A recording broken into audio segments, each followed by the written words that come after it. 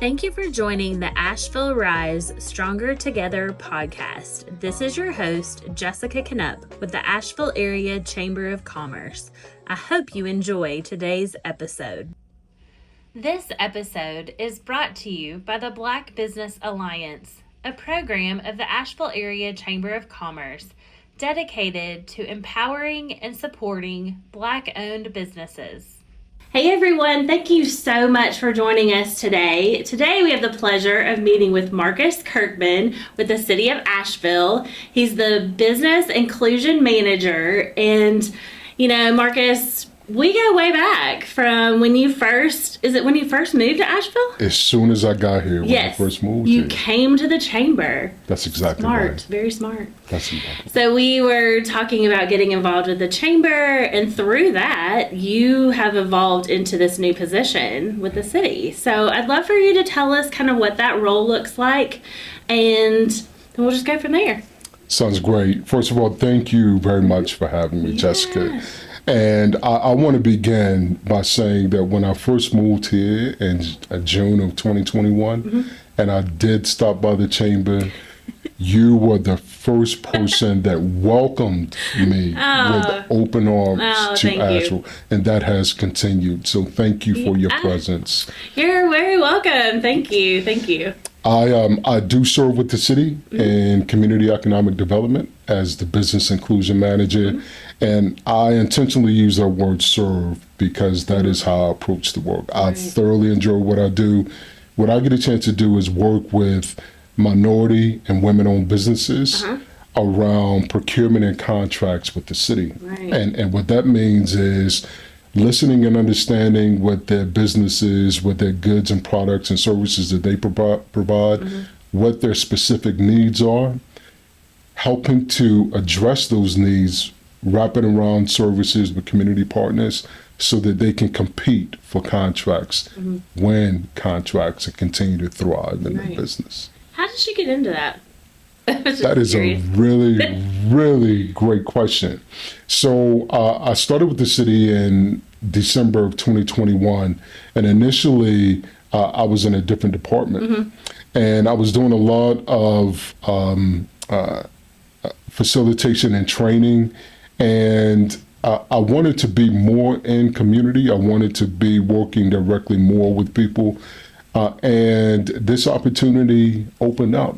And it absolutely spoke to me. It was everything that I was looking for, working directly with people, being in community, helping to address issues, and helping minority women-owned businesses grow and have a presence in Asheville. So are you out seeking new businesses, or just are they coming to you? Like how does that work? That is a really, really great question. So with the city of Asheville, there are four main areas that we spend our money.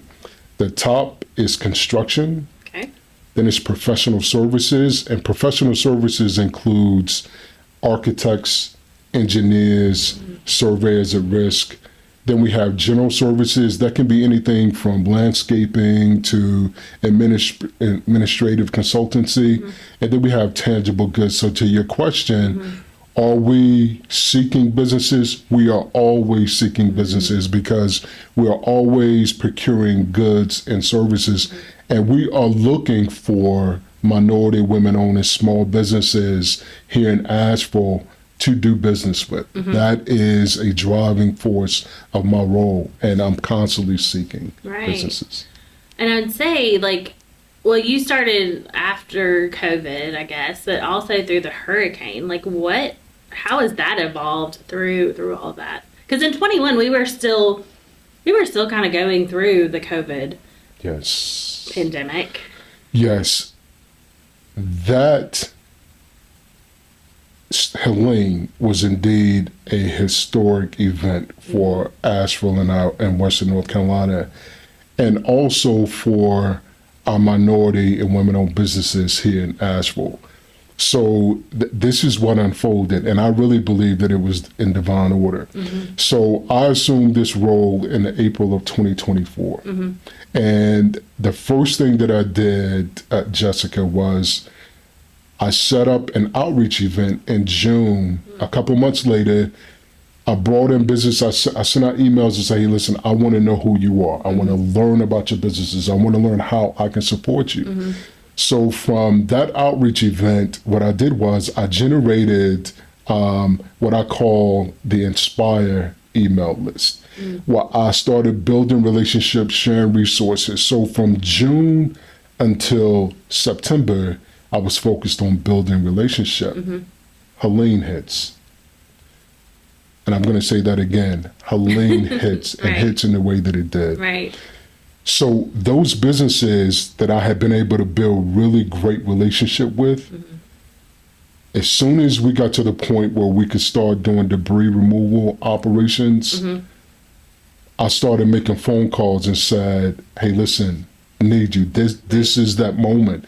And there were several businesses here in our Asheville area who had never done emergency management before, who never had debris removal experience. But what we did was I sat down with the prime contractor, was Ashbrick.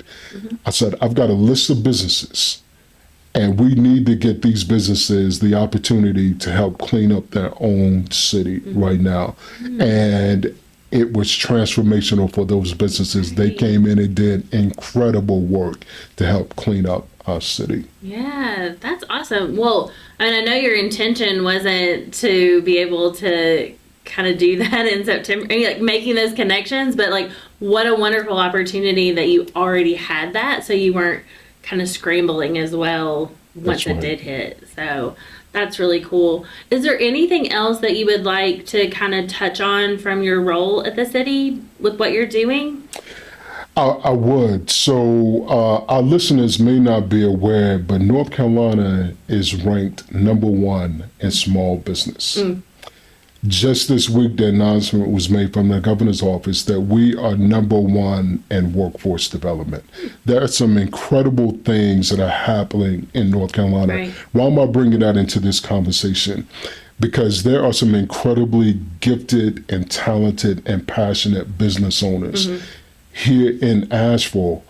We are contributing to that statewide story, Right. and it's important for the business owners to, #1, believe in their business, to be in the spaces and build relationships with our chamber and with the city of Asheville through my office, so that you can be represented in that statewide contribution, and not think that it's out there for other people, but see, no, I've got a business, I'm contributing to this economy.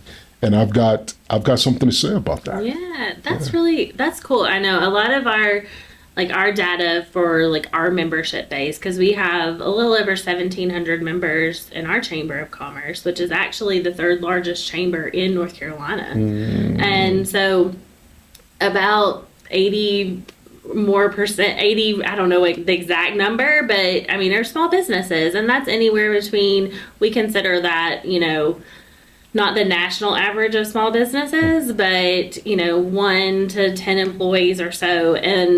But that's what makes this city run and so unique, and that collaboration that everybody works on and those relationships, they go so far. So true. And it's such a relationship based area that we live in prior to the hurricane, but even more so now. So working together to help our businesses grow, and that's what we're here to do, and that's what we, work on every single day. So, one of the things that we're also here to talk about today is our Black Business Alliance that has recently kicked off, and we have a plethora of things that we're doing with that, like from a panel and different discussions.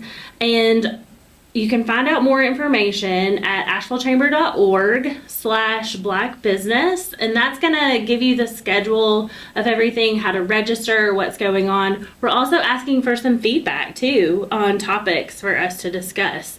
So, and I know that you've been involved in a lot of those conversations. So can you tell us why you wanted to? I mean, I kind of already know based on what you just said, but why is it so important? This is both important to me personally and professionally. Right.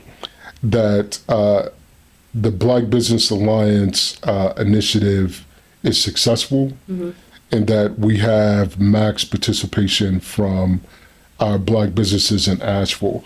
One of the things coming out of Helene was that not all of our Black businesses are brick and mortar business. Right. Many of them are at home or have some other business model. And I bring that into the space because when we talk about business recovery, if you don't have a brick and mortar, sometimes your business may not be well known about the contributions that you're bringing to our Asheville community. So the Black Business Alliance is an incredible opportunity to build community, to let us know fully what all the gifts and talents and abilities and skills and different businesses that are out there so that everyone thrives. Right. And, really, there's so many opportunities through the Black Business Alliance, and there's other organizations as well, but this is just, something that we've been passionate about at the Chamber as well, and we're so glad and excited to obviously have you involved, and then just have those efforts in our community for our Black-owned businesses. Yes. So what do you see for this in the future? How do you see it going, even with your role now, with both roles? Yes, I appreciate that question so much. My vision and what I see is that our Black businesses will be able to begin to tell their story, to be able to tell their connection to Asheville, to share their growth stories. I'll share this from the Helene. One of our Black businesses who conducted debris removal operations, he called me, Jessica, about 2 months into it. Now, mind you, he had a landscaping business. Okay. He called me 2 months into it and he said, Mr. Kirkman, I just bought all this heavy equipment. My business is transformed and I've had to hire 2 to 3 crews in order to do the work. And I said, can we pause for a moment? Can we really just hold some space around that? Because I'm not sure that you understand exactly what you just said. We are navigating the recovery process. You are performing debris removal. You bought all of this expensive equipment. Now you're hiring crews. You are contributing back to the economic recovery of what's happening. He said, I never saw it that way. So that's what I see coming out of the Black Business Alliance, is being able to tell that economic contribution story of our Black businesses here. And I'm overjoyed and thrilled about what's on the horizon. Yeah, I know. And, for our community, the more that we can get together and educate and support, that's what we've always been. But then at the same time, through the hurricane, we really have had to come together. And I think it's so cool that we have these opportunities to get our Black-owned businesses together and share stories. Yes. Because sometimes, you're busy doing your business, but sometimes, you don't know what you don't know. And so it's a great opportunity to learn from other people and just make those connections that maybe you didn't think you needed or could ever use. But then in the back of your mind, you're like, oh, I met, That's exactly right. And if I may, Jessica, to your point, I want to highlight 2 other businesses from the Helene recovery to the point about building relationships and partnerships. When I first moved to Asheville, one of the first business owners that I met was Rainita Waters. And at that time, she owned the 2 subways. And every time that I went to a meeting, Rainita was always there, right? So when I got into my role, I started to want to understand what she wanted to do. She was one of the businesses who did incredible work with the debris removal during Helene. And she has never stopped. She's always in the spaces, building relationships. Now she has a partnership out at the airport doing incredible work out there with Jimmy John's, and we just had the new North Course that was built. Another business doing incredible work is Stephen Smith with MS Lean. His crew did incredible work here, and now he's moving into other spaces and construction. But there's so much talent here, and building those relationships and partnerships are really important. Yeah.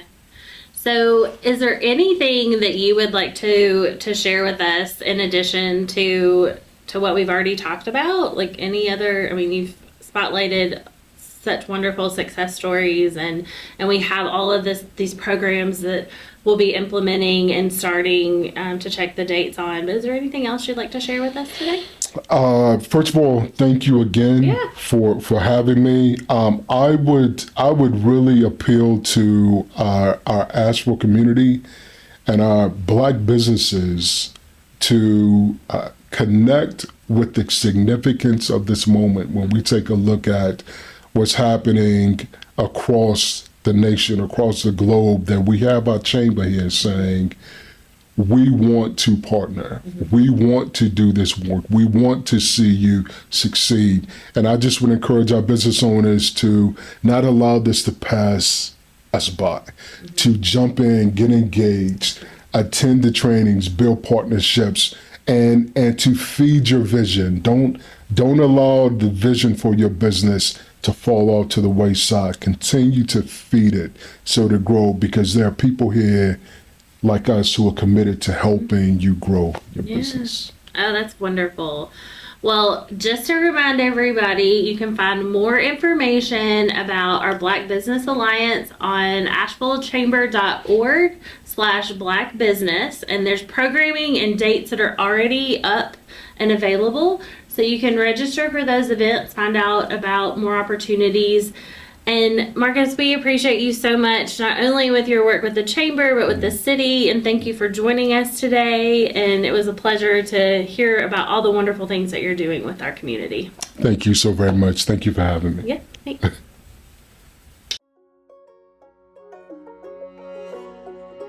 If you enjoyed today's episode, like, comment, and subscribe. To learn more about joining the Asheville Chamber, scan the QR code on your screen or visit ashevillechamber.org. Until next time.